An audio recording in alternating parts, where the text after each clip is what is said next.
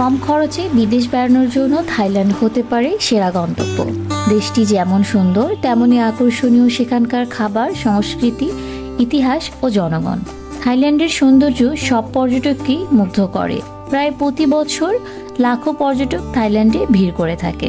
বাংলাদেশ থেকে কিভাবে খুবই কম খরচে ঢাকা থেকে ব্যাংকক হয়ে ফুকেটে যাওয়া যায়, যাবতীয় সব গুরুত্বপূর্ণ ইনফরমেশন নিয়ে সাজিয়েছি আমাদের আজকে থাইল্যান্ডের ভ্রমণ গল্প। সবাইকে স্বাগতম জানাচ্ছি আমাদের থাইল্যান্ড ভ্রমণ গল্পের প্রথম এপিসোড দেখার জন্য। থাইল্যান্ড যাওয়ার জন্য আমরা সকালবেলা রওনা হয়ে গেলাম। থাইল্যান্ডে যাওয়ার জন্য আগে থেকেই ভিসা করতে হবে। আমরা ভিসা, টিকিট, যাবতীয় সবকিছু গোজায়নের মাধ্যমে করে নিয়েছি। ভিসা চাইলে নিজেও করা যায় অথবা কোনো এজেন্সির মাধ্যমেও করা যায়। আমাদের ফ্লাইট ছিল সকাল 9:30, তাই আমরা খুব সকালেই এয়ারপোর্টে চলে এসেছি। চেকিং, ইমিগ্রেশন সবকিছু শেষ করে আমরা এখন চলে আসলাম এয়ারপোর্টের লঞ্চে, যেহেতু আমাদের হাতে এখনো অনেক পরিমাণ সময় আছে।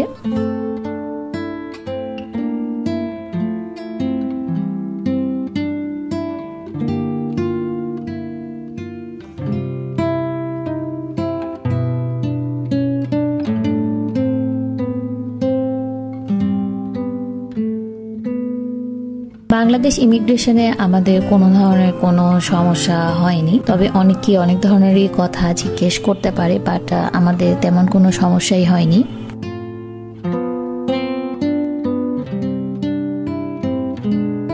এরপর আমাদের ফ্লাইটের সময় হয়ে গেল, এখন আমরা চলে আসলাম।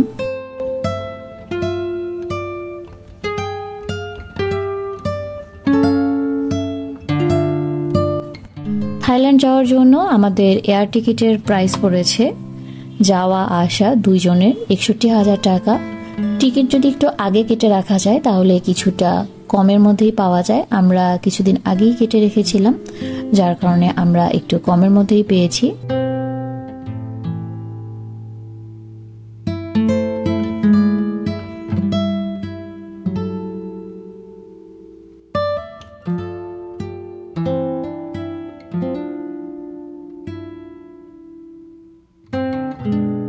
থাইল্যান্ড ভ্রমণের সময় দুটো জিনিস খুবই ইম্পর্টেন্ট, সেটা হচ্ছে এক, রিটার্ন এয়ার টিকিট, এবং সেকেন্ড হচ্ছে হোটেল বুকিং। তো এটা মাস্ট বি করতে কেউ ভুলবেন না। এটা যদি না থাকে তাহলে কিন্তু ইমিগ্রেশনে ঝামেলা করতে পারে।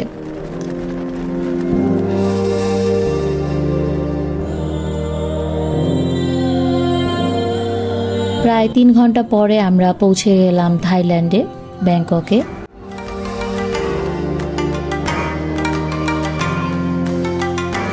এখানেও সব ইমিগ্রেশন কমপ্লিট করে এখন আমরা চলে এসেছি আমাদের লাগেজ কালেক্ট করতে।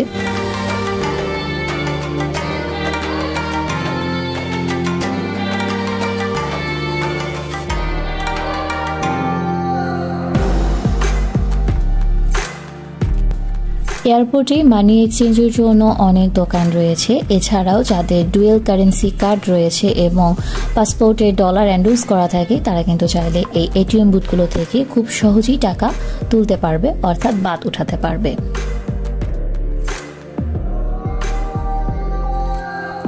তারপর এখানে এয়ারপোর্টে কিন্তু সিমের দোকান রয়েছে। এখানে সিমের বিভিন্ন প্যাকেজ রয়েছে।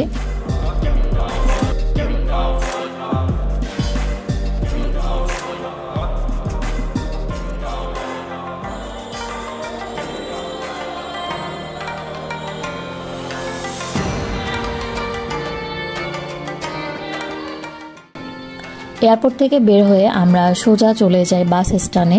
বাস স্ট্যান্ডে গিয়ে এখানে আমরা টিকিট করে ফেলি। এটা চাইলে কিন্তু অনলাইনেও করা যায় অথবা এখানে এসে ডাইরেক্টও টিকিট কেটে নেওয়া যায়।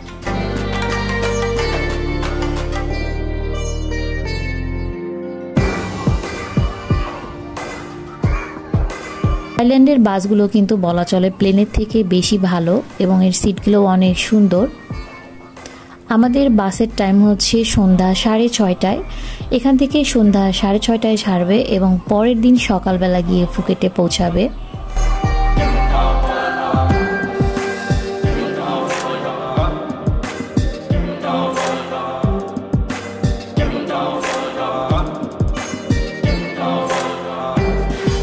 বাসের টিকিটের সাথে ইনক্লুড ছিল খাবার, পানি, জুস এবং একটা করে কেক এবং আরও ছিল ডিনার। তো এগুলো কিন্তু সব টিকিটের সাথে ইনক্লুড ছিল, এর জন্য আমাদেরকে কোনো এক্সট্রা পে করতে হবে না।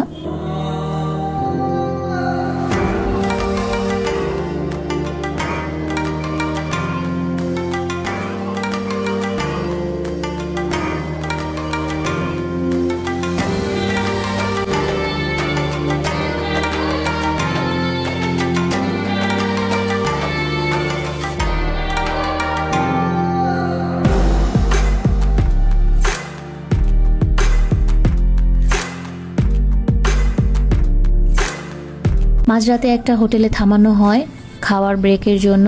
এখানে খাওয়া দাওয়া করে আমরা আবার রওনা দিয়ে দিই।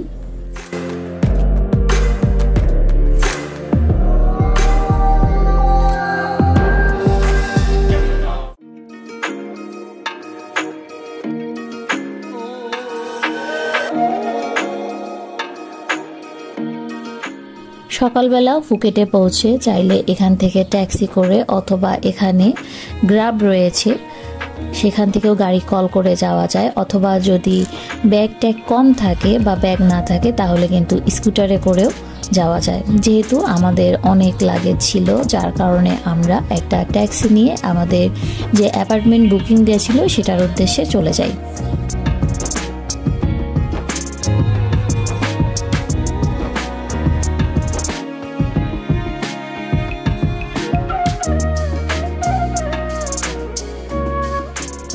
ফুকেটের বাস স্ট্যান্ড থেকে এই অ্যাপার্টমেন্টে আসতে আমাদের প্রায় 30 মিনিটের মতো সময় লেগে যায়।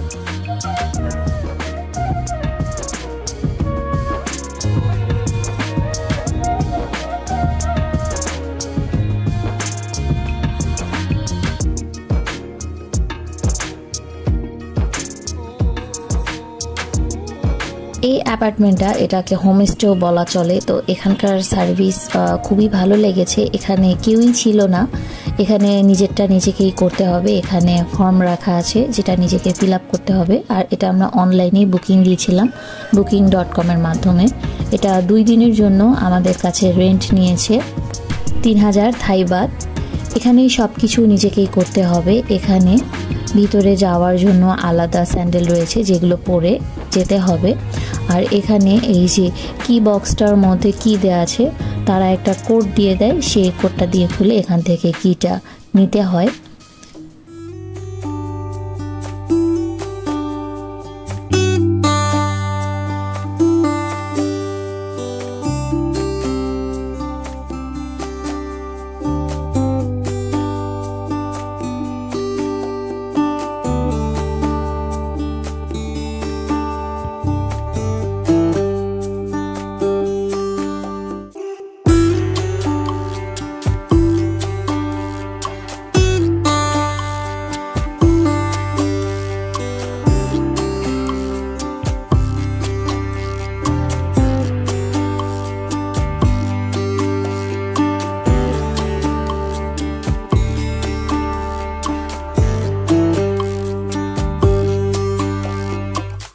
এই হচ্ছে আমাদের ছোটখাটো রুম।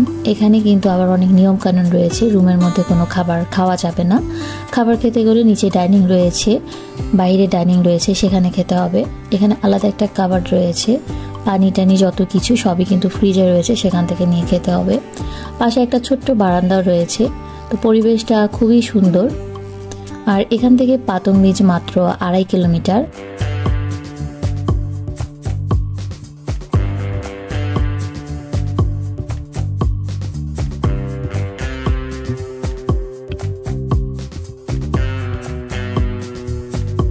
ফ্রেশ ট্রেশ হয়ে এখন বেরিয়ে পড়লাম পাতং বিচে যাওয়ার জন্য।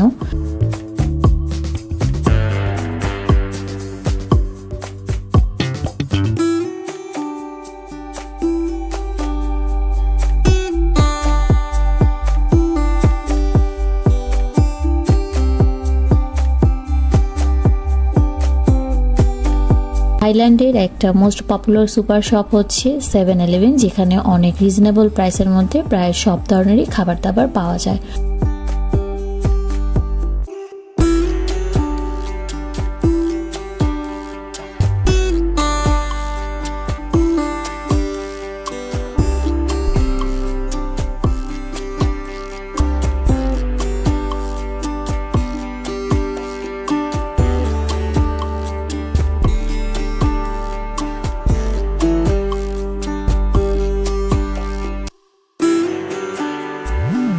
ফুকেটে খাওয়া দাওয়া করার জন্য অনেক হালাল ফুডের দোকান রয়েছে। পাতং বিচ যাওয়ার পথে এখানে একটা মসজিদ রয়েছে, যার পাশে কিন্তু অনেকগুলো হালাল ফুডের দোকান রয়েছে।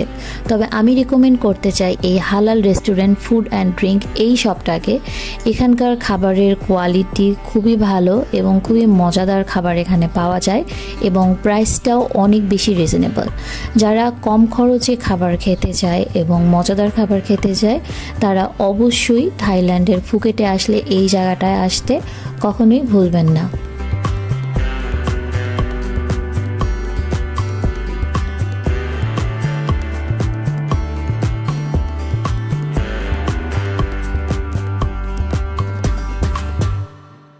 খাওয়া দাওয়া শেষ করে আমরা আবার হাঁটতে হাঁটতেই চলে আসলাম প্রায় পাতং বিচের কাছে। আস্তে আস্তে প্রায় এখন সন্ধ্যা লেগে যাচ্ছে।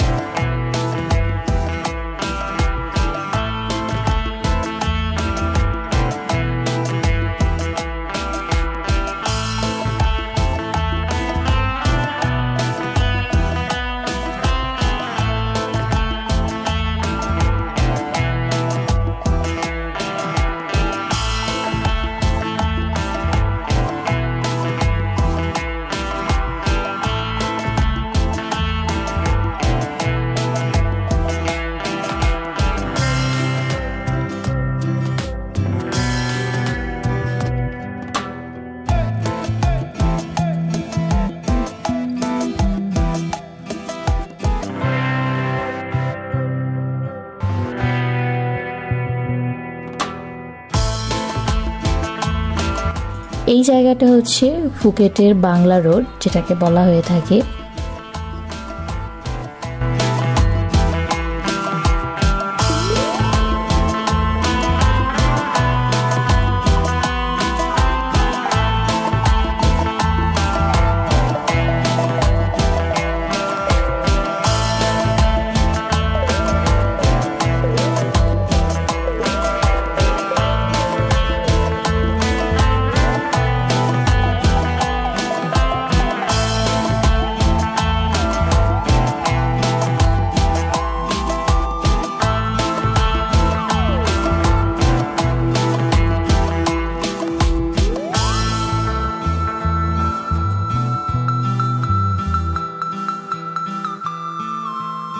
যারা ব্র্যান্ডেড জিনিস পছন্দ করে তারা এই মার্কেটটাতে আসতে পারে। তবে যারা কম খরচে শপিং করতে চায় তাদের জন্য এই জায়গাটা রিকমেন্ড করছি না, কারণ এখানে সব কিছুই ব্র্যান্ডের এবং এখানে ব্র্যান্ডেড জিনিস হওয়ার কারণে সব কিছুর দামও কিন্তু অনেক বেশি।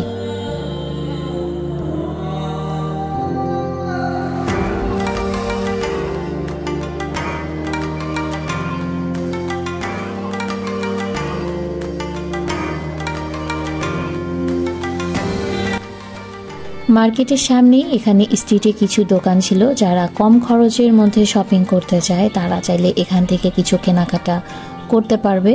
তবে যাদের শপিং করার ইচ্ছা থাকবে তাদের আমি বলবো ফুকেট বা অন্য কোথাও থেকে শপিং না করে ব্যাংককে রিটার্ন হয়ে তারপর শপিং করা, কারণ ব্যাংককে অনেক কম দামের মধ্যেই সব কিছু পাওয়া যায়।